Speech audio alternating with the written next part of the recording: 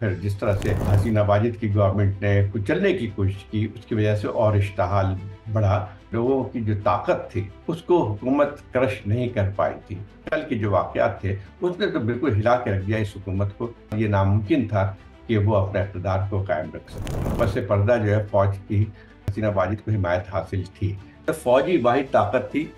جو کہ ایک حد تک قابو کر سکتی تھی۔ جو بھی ارینجمنٹ ہوگا اس کو فوج کی بیکنگ تو ہوگی، براہ راست فوجی حکومت نہیں۔ جو تبدیلی آئی ہے بنگلہ دیش میں، پچھلے ہم 2 مہینے سے دیکھ رہے ہیں کہ جو نہ صرف طالب علم بہت بڑی تعداد میں باہر آئے تھے اور انہوں نے نہ صرف وہ آئے تھے بلکہ سیاسی جماعتیں بھی ان کے ساتھ شامل ہو گئی تھی۔ ٹھیک ہے، جو ایک کوٹے کی بات جو تھی وہ اس نے ٹریگر کی ہے ان تمام چیزوں کو، تو اس میں جو ہے یہ پھر ایک ایسی کشیدگی کا باعث بن گیا جس کی وجہ سے ہم دیکھتے ہیں کہ بہت بڑی تعداد میں لوگوں نے جو ہے حصہ لیا اس میں، اور جو پھر جس طرح سے حسینہ واجد کی گورنمنٹ نے کچلنے کی کوشش کی، اس کی وجہ سے اور اشتعال بڑھا، اور نتیجہ ہم نے دیکھا کہ یہ جو ہے بالکل ایک لحاظ سے پبلک اپرائزنگ کی ہمیں نظر آتی ہے، جو کہ بنگلہ دیش میں بہت کم نظر آئی تھی، اور خاص طور پہ 300 جو اس میں لوگ جو ہے ہلاک ہوئے تھے اس میں سیکورٹی فورسز کی گولیوں کے نتیجے میں، تو اس کا بھی ایک بہت بڑا غم و غصہ تھا۔ لیکن دیکھیں یہ چیزیں پچھلے اگر دیکھا جائے تو 16 سال سے جو حسینہ واجد کی حکومت تھی، اور پچھلے 2 جو الیکشن ہوئے ہیں جس میں ایک حالیہ الیکشن ہوئے اور اس سے پہلے جو 2016 کے الیکشن تھے وہ مینیپولیٹڈ الیکشن تھے، اس میں اپوزیشن کو یا تو حصہ لینے کی اجازت نہیں دی گئی تھی، کرش کر دیا گیا تھا، یا اپوزیشن نے بائیک آؤٹ کیا تھا۔ انٹرنیشنل کمیونٹی نے بھی اس بات کو تسلیم کیا تھا کہ جو الیکشن ہے وہاں پہ وہ منصفانہ الیکشن نہیں ہوئے تھے، اور یہ صاف لگ رہا تھا کہ حسینہ واجد جو چاہ رہی تھی کہ ایک ون پارٹی حکومت وہاں پہ نافذ کی جائے۔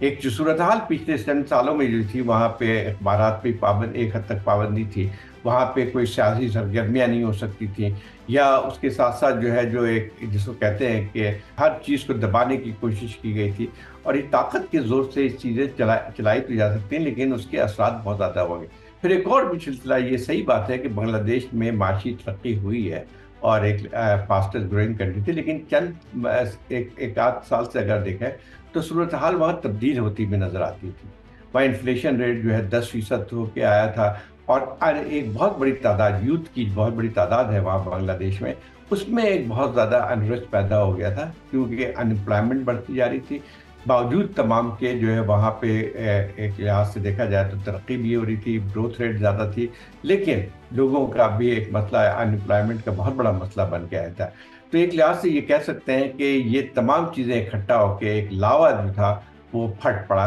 اور جو آج جو صورتحال دیکھتے ہیں کہ پچھلے 1 مہینے سے، جولائی سے اگر دیکھا جائے تو آپ کو نظر آتی ہے کہ لوگوں کی جو طاقت تھی اس کو حکومت کرش نہیں کر پائی تھی، اور خاص طور پہ اگر دیکھا جائے تو پرسوں کے سنڈے کے کل کے جو واقعات تھے اس نے تو بالکل ہلا کے رکھ دیا اس حکومت کو۔ ایک دن کے اندر 100 لوگوں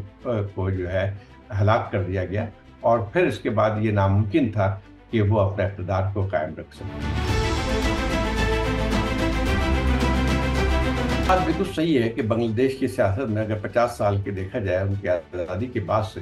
تو کئی دفعہ وہاں پہ کوز ہوئے ہیں، وہاں پہ لمبی مدت کے لیے ملٹری حکومت بھی رہی ہے، لیکن پچھلے 16 سال سے جو اگر دیکھا جائے تو ایک حد تک فوج کا کردار جو ہے میں نہیں کہتا ہوں کہ بالکل مختلف ہو گیا، وہ اس لحاظ سے سیاست میں اس کا رول وہ نہیں تھا، لیکن یہ بات ضرور ہے کہ پس پردہ جو ہے فوج کی ایک حد تک حسینہ واجد کو حمایت حاصل تھی، اور اسی وجہ سے حسینہ واجد جو ہے جس قسم کی کارروائیاں کرتی تھی، وہ ایک بہت بڑا ایک کی وجہ جو تھی اس میں یہ تھی کہ فوج کی ایک حد تک ان کو سپورٹ بھی حاصل تھی۔ ایک اور وجہ بھی تھی کہ دیکھیں ایک فوج کی مداخلت جو پہلے ہم بات کر رہے تھے کہ بہت دفعہ ہو چکی تھی، لیکن 2009 کے بعد سے 2007 میں بھی ایک مداخلت ہوئی تھی انڈائریکٹ، جس میں یہ تھی کہ براہ راست فوج نے اس پہ قبضہ نہیں کیا تھا، بلکہ یہ کہ سپریم کورٹ کی چیف جسٹس اور ایک لحاظ سے جو آرمی اور سپریم کورٹ کی جو ہے بیکنگ سے ایک گورنمنٹ وجود میں آئی تھی، جس کو ہم بہت مشہور ہو گیا تھا بنگلہ دیش ماڈل کے۔ لیکن اس کے بعد جو اگر آپ دیکھیں بہت سے ایسی دفعہ حالات پیدا ہوئے جہاں پہ اگر پہلے کبھی ہوتا تو وہ شاید اقتدار پہ قبضہ کر لیتی ہے آرمی، لیکن ایک اور وجہ ہے کہ نہیں کر سکتی تھی اس کی، کہ بنگلہ دیش جو ہے ایک ان ممالک میں بلکہ پہلا یا دوسرا نمبر ہے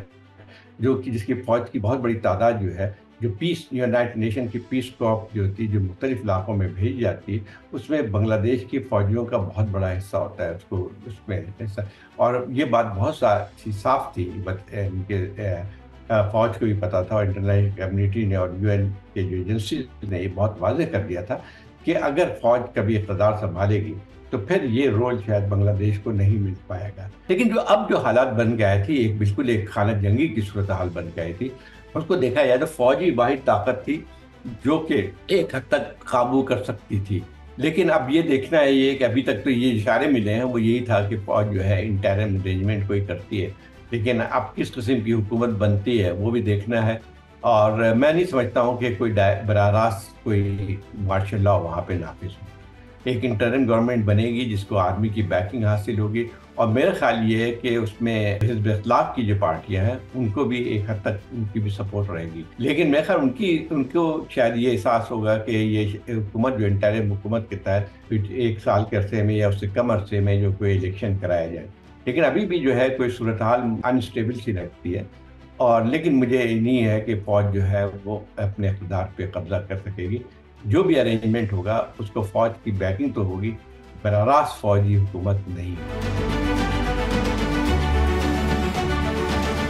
نیشنل اسٹیٹ ہے پاکستان بڑا مشکل ہے اس قسم کی. 2 وجہ ہے اس کی. ایک تو یہ کہ جو لوگوں میں ٹھیک ہے غم و غصہ تو ہے بہت زیادہ ہے، یہاں پہ انفلیشن بڑھا ہے. ایک لحاظ سے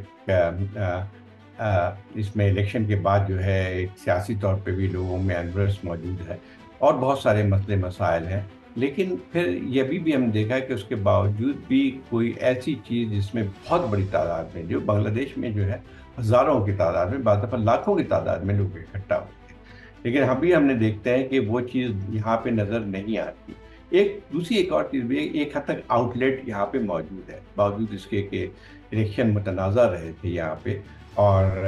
یہاں پہ جو ہے ایک پرٹیکولر حکومت کو علیحدہ کرنے کی کوشش کی گئی، لیکن باقی سیاسی پارٹیاں، ایک پارٹی کی حکومت یہاں پہ نہیں ہے. اگر آپ دیکھیں کہ 4 صوبے کی اپنی ایک صورتحال ہے. ایک صوبے میں پنجاب میں PMLN کی حکومت ہے، پیپلز پارٹی کی حکومت. سندھ میں ہے، KP میں جو ہے PTI کی حکومت ہے، اور بلوچستان میں ایک اور پارٹی کی حکومت ہے. تو ایک لحاظ سے مختلف جگہوں پہ مختلف صورتحال بن کے آتی ہے. تو مجھے ٹھیک ہے یہاں پہ انٹرسٹ بہت زیادہ ہے، بہت سارے مسائل ہیں یہاں پہ، اور لوگوں میں غم و غصہ بھی ہے. لیکن مجھے نہیں لگتا ہے کہ ان تمام چیزوں کے باوجود بھی کوئی اس قسم کی چیز ہوگی جو بنگلہ دیش میں جو ہو چکی ہے یا سری لنکا میں ہو چکی ہے، وہ مجھے یہاں پہ پاکستان کی اپنی مخصوص صورتحال میں نظر نہیں آتی. مزید نیوز اپ ڈیٹس اور ڈیجیٹل سٹوریز کے لیے سبسکرائب کریں ڈان نیوز پاکستان.